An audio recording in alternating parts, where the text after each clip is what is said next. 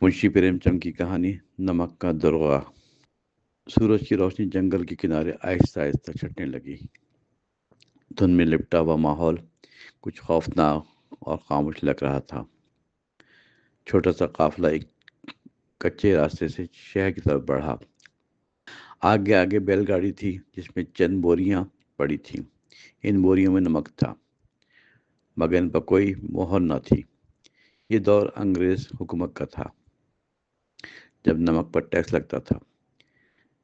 یہ نمک چوری چھپے دوسرے علاقے سے لایا جا رہا تھا۔ اس وقت منشی نند کمار نمک کے دروغے کے عہدے پر تھے۔ ان کی دیانتداری کے قصے شہر شہر مشہور ہو چکے تھے۔ کوئی رشوت دینا چاہتا تو اسے سخت سزا دی جاتی۔ انگریز حکام بھی نند کمار کی وفاداری سے بہت خوش تھے۔ اس وجہ سے انہیں مزید اختیارات اور انعامات بھی دیے گئے۔ ایک دن اطلاع ملی کہ جنگل کے راستے نمک آ رہا ہے۔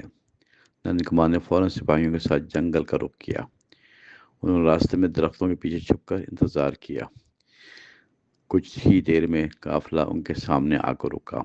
نند کمار نے گاڑی روک کر بوریوں کی تلاشی لینا چاہی۔ گاڑی بان نے بہت منت سماج کی مگر نند کمار نہ مانے۔ نند کمار نے بوریوں کو کھولا تو نمک برآمد ہو گیا۔ گاڑی بان کو گرفتار کیا گیا اور نمک ضبط کر لیا گیا۔ اسے قید میں ڈال کر عدالت میں مقدمہ بھی دائر کر دیا۔ اس واقعے پر نند کمار کو انعام اور شاباشی ملی، لیکن نند کمار کی راتوں کی نیند اچانک اڑ گئی۔ وہ مسلسل کسی عجیب بے چینی کا شکار ہونے لگے تھے۔ انہیں وہ گاڑی بند اور اس کی آنکھیں یاد آتی تھیں۔ اس کے چہرے پر جو غم اور مجبوری تھی بھول نہ سکے۔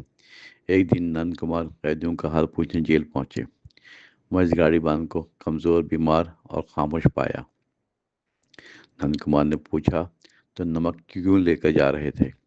گاڑی بند نے آہستہ آواز میں جواب دیا، بیٹی بیمار ہے، 2 دن کا واقعہ ہے، دوا کھانے کے پیسے نہ تھے، یہ نمک میں نے اپنے گاؤں سے خریدا تھا، بچا کر رکھا تھا، سوچا بیچ کر دوا اور کچھ کھانے کا سامان خرید لوں۔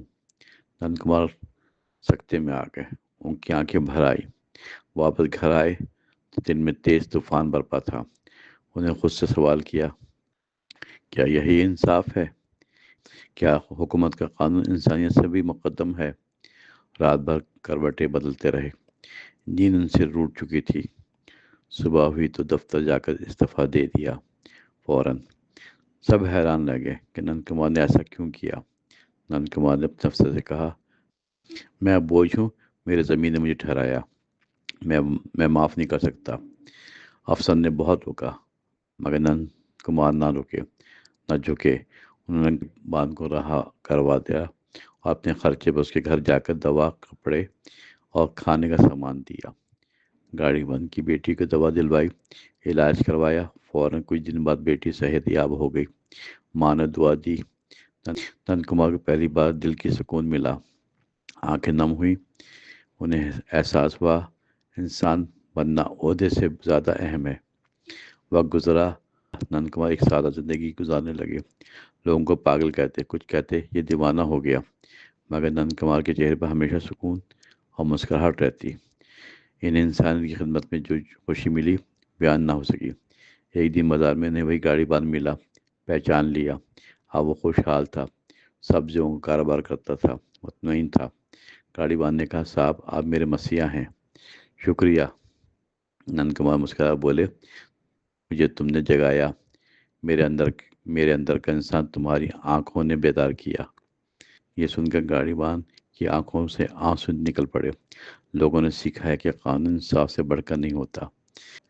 انسان کی مجبوری کو سمجھنا اور مدد کرنا فرض ہوتا ہے۔ اس کہانی نے شہر بھر میں نئی سوچ کو جنم دیا۔ نند کمار اب مثال بن چکے تھے۔ لوگ ان سے سیکھتے تھے۔ ان کا کردار آنے والی نسلوں کے لیے ایک روشنی بن گیا۔